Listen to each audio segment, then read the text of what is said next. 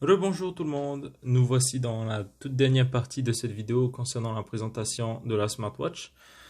Donc, nous allons présenter les fonctionnalités le plus détaillé possible. Donc voilà, les paramètres on a vu. Économiseur d'énergie, c'est pour baisser la luminosité automatiquement et réduire la puissance du processeur pour économiser de l'énergie, ça c'est logique. Donc nous on va le désactiver pour la présentation. Voilà. Les langues, c'est automatiquement français et vous l'avez déjà choisi de base au tout début. Le chronomètre, ça vous savez c'est quoi.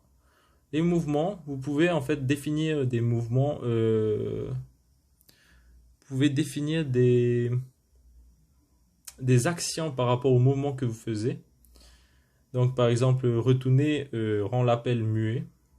Ou sinon, vous pouvez aussi mettre le fait que vous retournez la montre, ça raccroche. Ensuite, la calculatrice.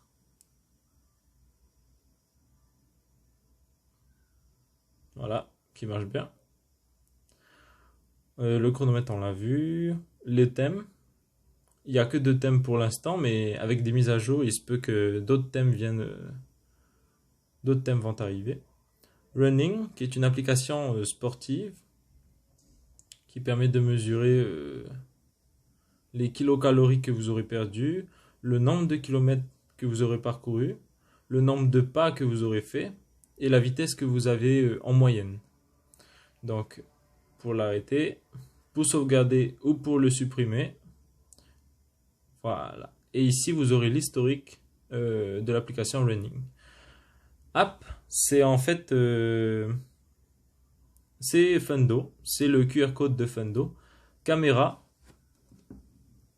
comme normalement, si je l'ai activé, voilà, il s'est activé automatiquement.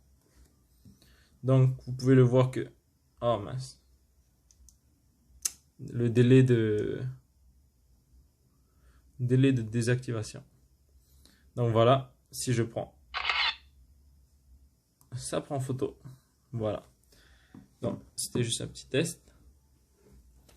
Ensuite, la musique par Bluetooth. On ne peut pas lire la musique sur la montre, mais par contre, on peut contrôler le volume ou la musique, le bouton play, pause ou suivant. On peut contrôler la musique du téléphone. Je vais vous montrer l'exemple. Voilà. Voilà. Un bref exemple. Ensuite, le calendrier pour savoir quel jour on est. L'alarme, pardon, pour ajouter une nouvelle alarme. Utile d'avoir son alarme, surtout si on dort avec la montre.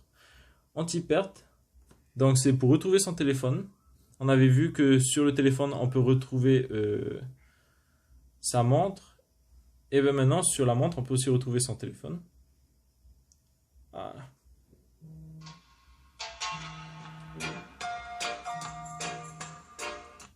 Voilà. Utile aussi comme application. Rappel séquentiel, c'est quand vous faites beaucoup de travail, ça vous rappelle en fait que au bout d'un temps, il faut faire des pauses. C'est pas la plus utile des applications. Heart rate, c'est comment dire, c'est pour mesurer les battements de cœur. ECG aussi.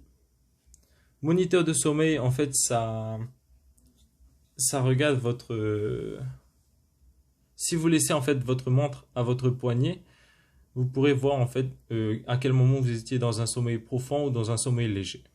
Voilà. Le Bluetooth, on a vu, c'était pour se connecter à un nouvel appareil. Le style du menu, donc on avait vu aussi 4 applis ou Smart Style. Le pédomètre, qui mesure en continu vos pas, vos nombres de kilocalories et les kilomètres parcourus. Ici, vous aurez les notifications que vous aurez sur votre téléphone. Si vous avez des notifications Facebook, ils vont apparaître ici. Hélas, on ne peut pas répondre directement à partir de la montre, mais on peut lire les notifications Facebook ou Instagram ou autres. Ici, c'est pour composer l'appel. la messagerie pour voir les messages. On ne peut pas écrire de messages à partir de là, mais on peut voir les messages. Le journal des appels. Ensuite, on a l'annuaire téléphonique, le répertoire. Et voilà, c'est tout pour les applications.